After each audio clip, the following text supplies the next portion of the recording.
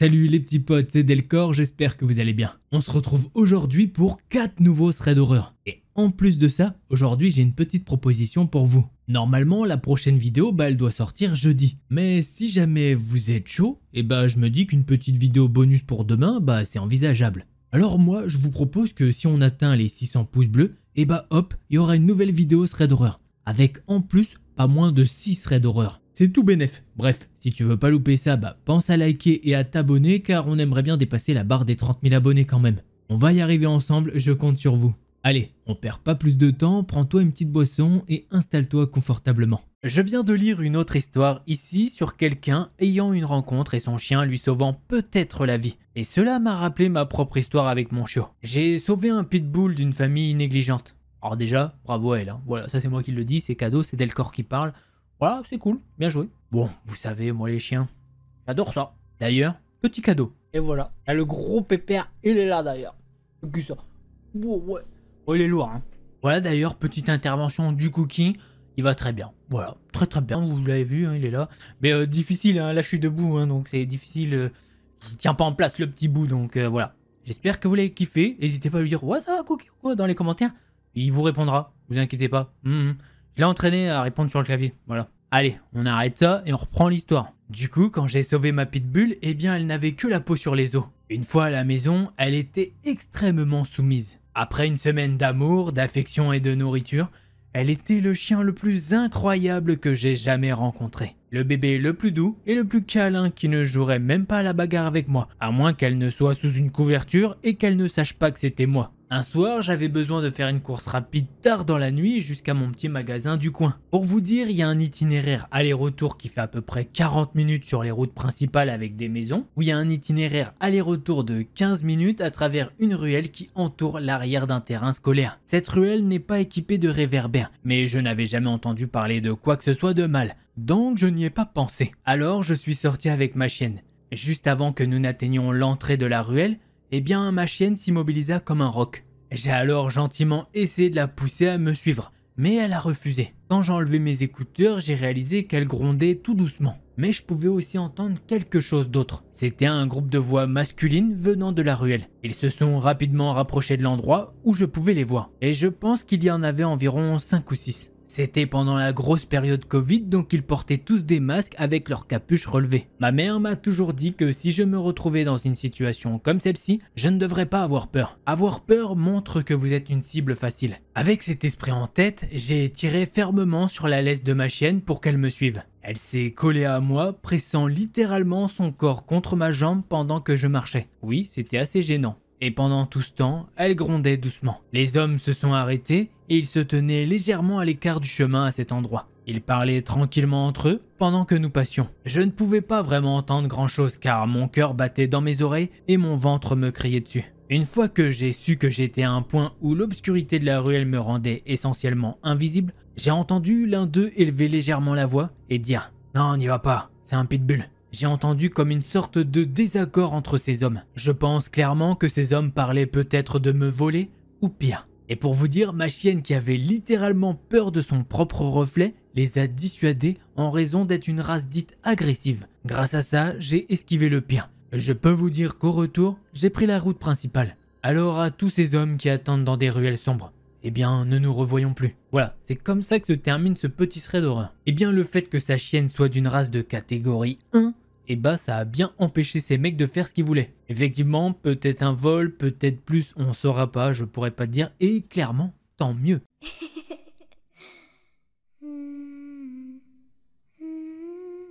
Alors pour cette histoire, on part dans notre pays qu'on adore tous, c'est les États-Unis. Alors je dis on les adore tous parce que sinon sans eux on aurait beaucoup moins de threads d'horreur. Je vais pas vous mentir que sans les États-Unis ce serait compliqué. Hein. Donc dans les commentaires on va faire un truc, on va dire merci les États-Unis. Voilà, vous écrivez tout ça. Allez bref, trêve de bavardage, l'histoire que je vais vous raconter c'est celle de Mary, une jeune femme de 25 ans. Elle se décrit comme mince et elle a des cheveux noirs mi-longs. Elle est sociable et extravertie mais peut-être un peu naïve et impulsive. Elle travaille comme graphiste freelance et passe beaucoup de temps sur son Mac pour travailler sur des projets. Du coup, c'est pas hyper évident pour avoir un petit ami. Et pour remédier à ça, elle s'est récemment inscrite sur l'application de rencontre Tinder pour trouver l'amour. À force de vous raconter tous ces threads d'horreur sur Tinder, je me demande s'il y a vraiment quelqu'un qui a trouvé l'amour une fois sur Tinder. Mais bref, Mary, elle a passé une hyper grosse journée à travailler sur des projets. Donc à un moment, elle a décidé de prendre une petite pause sur son travail. Elle veut sortir et rencontrer de nouvelles personnes en utilisant cette fameuse appli. Elle a discuté avec plusieurs personnes, mais aucun des rendez-vous ne semblait intéressant ou prometteur. Cependant, elle a finalement fait un match avec un jeune homme du nom de Tom. Il avait l'air charmant et il partageait certains centres d'intérêt en commun. Surtout l'un d'entre eux, c'est les films d'horreur. Du coup, ils ont convenu de se rencontrer dans un bar situé dans un quartier populaire de la ville. C'est normal, vaut mieux qu'il y ait beaucoup de monde autour au cas où au début. Ça, c'est une bonne stratégie. Pour l'occasion, Mary a choisi une tenue qui la mettait en valeur et elle s'est mise en beauté pour cette occasion. Lorsqu'elle est arrivée au bar, elle a immédiatement repéré Tom. Il était assis à une table au fond de la pièce. Ils ont échangé quelques regards et sourires puis se sont présentés l'un à l'autre. Ils ont commandé des boissons et ont commencé à discuter de leur centre d'intérêt commun, de leur emploi et de leur vie en général. À ce moment-là, Mary, elle a trouvé Tom très intéressant et c'était agréable de parler avec lui. Après 1h30 de conversation à peu près, Tom il lui a proposé de finir la soirée chez elle. Comme ça, ils peuvent se regarder un petit film d'horreur ensemble. Là déjà elle se dit c'est plutôt cool, il me propose de venir chez moi et pas chez lui. Puisque d'habitude les gars font des trucs chelous mais chez eux. Bon, elle a quand même hésité un petit moment mais elle a fini par accepter. Elle se dit que la soirée était en train de bien se passer, du coup autant bien la finir. Sur le chemin jusqu'à son appartement, tout se passe bien. Une fois arrivé chez elle, ils décident qu'ils vont se regarder un film comme c'était convenu. Pour cette occasion, Mary elle a choisi un film d'horreur qu'elle surkiffe. Mais au bout de quelques minutes, ils ont soif. Et Mary elle va chercher des verres et une bouteille de champagne. Ça se passe vraiment bien, mais il manque un petit quelque chose. Des pop-corn. Et Mary, ça tombe bien, elle a un petit stock, donc c'est vraiment parfait. Le saladier de pop-corn est prêt, la soirée reprend. Mais au bout de 10 minutes à peu près, la tête de Mary se met à tourner. Elle commence vraiment à se sentir bizarre. Et en vrai, elle est pas bête. Elle se dit que c'est pas un petit peu de champagne qui va lui faire tourner la tête comme ça. Donc elle se dit merde, c'est sûrement ce gars qui a mis quelque chose dans mon verre. Elle essaye de se lever pour aller prendre son téléphone qui est resté dans la cuisine. Mais malheureusement, ses jambes ne la soutiennent pas. De ce qu'elle arrive à se souvenir, Tom l'a attrapée et l'a amenée dans une pièce à l'arrière de l'appartement. Elle a essayé de se défendre comme elle pouvait, mais ses réflexes étaient vraiment très altérés. Du coup, je vous passe certains détails, mais Tom a commencé à la déshabiller et à la toucher. Et malheureusement, de son côté, elle était trop faible pour résister. Mary est quasiment au bord du blackout, mais elle peut entendre un bruit très étrange. Elle arrive à comprendre qu'il y a au moins un de ses colocataires qui est rentré dans l'appartement. Puisque oui, quelqu'un a inséré ses clés dans la porte d'entrée. Là, elle s'est dit que c'était son dernier espoir et elle a crié le plus fort possible.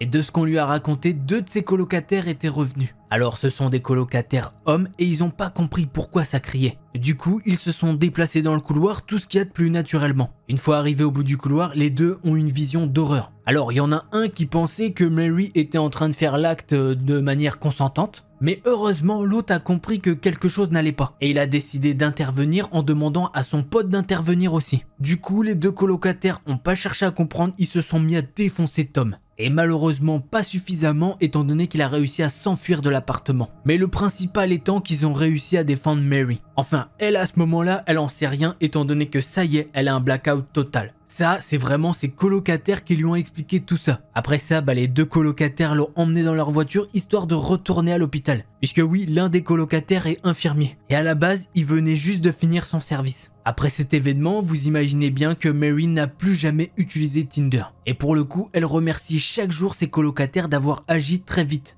Et à la fin de son post, elle rigole un petit peu en disant qu'avoir des colocataires, parfois ça peut vous sauver la vie. Et là pour le coup, Mary, elle a tout à fait raison. Alors peut-être que ça lui a pas sauvé la vie, genre elle serait pas morte, mais subir cet acte c'est vraiment odieux. Voilà, c'est ainsi que se termine ce thread d'horreur. Il va très vite je sais, mais au moins il n'y a pas de détails superflus. Et peut-être même que d'ailleurs Mary n'avait pas envie de donner trop de détails non plus. Vous le savez, je vous ai déjà raconté plusieurs threads d'horreur à moi. Et c'est vrai que parfois ça fait remonter des souvenirs et c'est pas ouf. Donc moi personnellement je peux la comprendre. Allez, on passe au prochain thread d'horreur.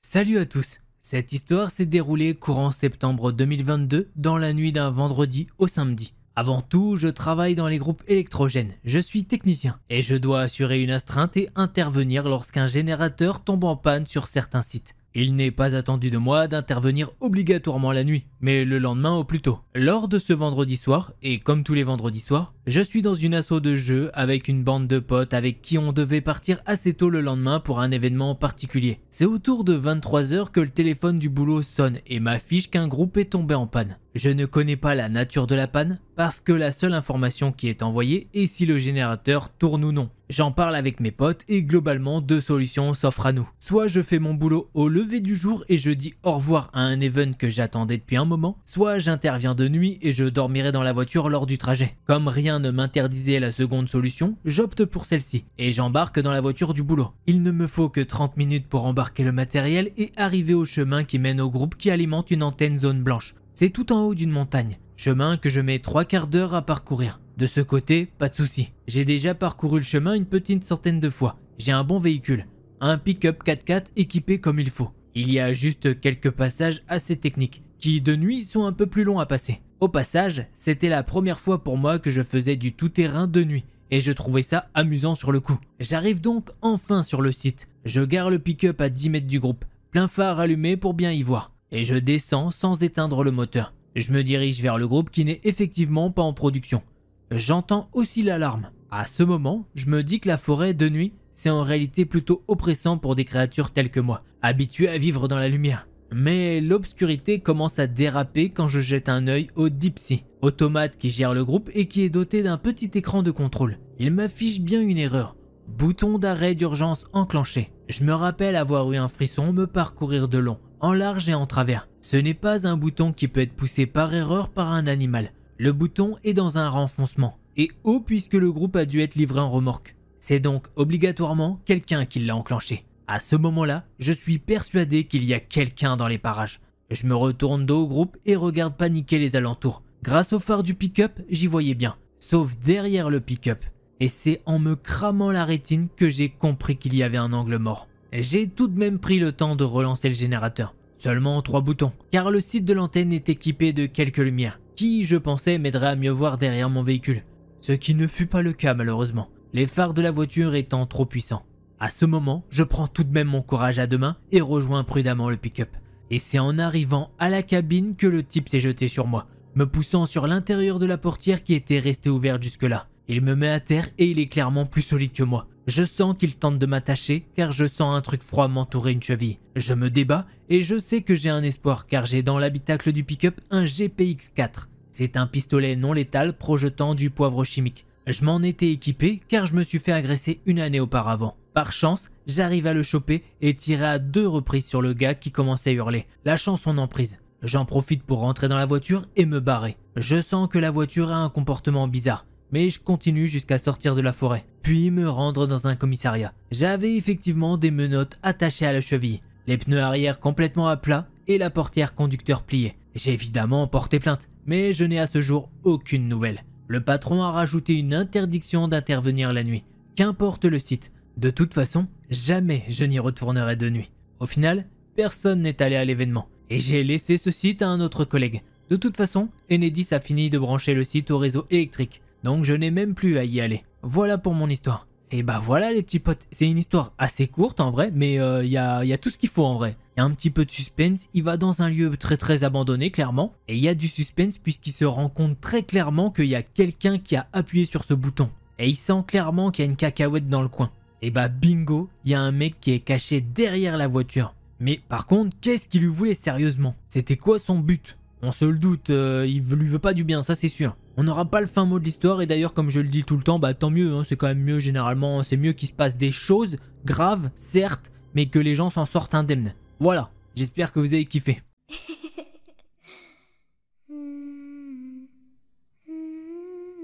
Cela s'est produit il y a quelques années vers la mi-novembre. Ma mère et moi aimons être dehors et faire des promenades. Cette nuit en particulier était glaciale, mais nous avons décidé que nous voulions sortir pour une promenade rapide. En rentrant chez nous, nous avons emprunté cette rue que nous utilisions tout le temps. C'est une rue de quartier qui mène à la rue principale, puis à notre quartier. Nous arrivons au milieu de la rue quand j'entends un chien aboyer au-dessus de ma musique sur mon téléphone. J'éteins donc la musique et je me tourne pour chercher le chien, parce que j'adore les chiens, et je ne savais vraiment pas qu'il y avait un gros chien dans la rue. Pour vous donner un petit peu de contexte, je connais pas mal de monde dans cette rue. Et je sais quelle maison a un chien. Pour vous dire, la plupart des personnes du quartier ont de petits chiens ou alors des chats. Et le bruit que j'ai pu entendre provenait d'une maison qui n'avait pas de chien. Et encore moins un gros chien. Je me suis alors retourné et j'ai vu une grosse masse sombre à quelques mètres de moi. S'il avait fait 2 pas de plus, il aurait pu m'attraper. Je me suis immédiatement senti bizarre et j'ai commencé à marcher rapidement vers ma mère qui, à ce moment-là, n'avait pas réalisé que je m'étais arrêté. J'ai éteint mon téléphone et je lui ai chuchoté que je pensais que nous étions suivis. Elle s'est alors retournée et m'a attrapé le bras et m'a dit qu'il y avait 2 hommes juste derrière nous. Nous avons commencé à marcher en zigzag et bien sûr, ils ont suivi chacun de nos pas. Une fois qu'ils ont compris ça, l'un des mecs a commencé à discuter avec nous. « Eh les filles, il est très tard pour que vous marchiez dehors. » Ma mère a continué à marcher et elle a fini par répondre mais avec des réponses rapides.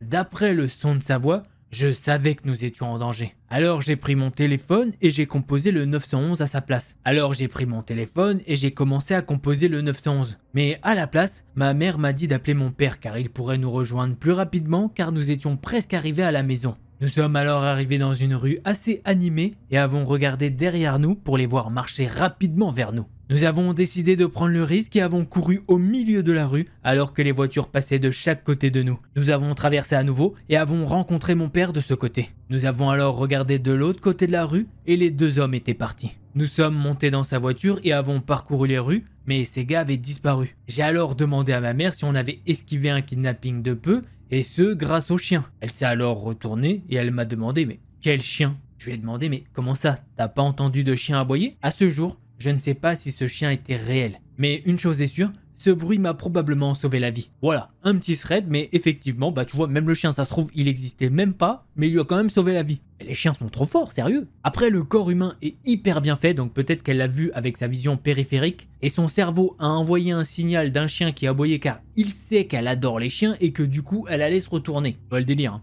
Bref. En tout cas, ça fait plaisir. Hop, pas de kidnapping. Si t'as aimé et que t'étais pas abonné, rejoins l'équipe et abonne-toi. Si tu veux plus de threads d'horreur, je t'invite à aller voir cette vidéo-là.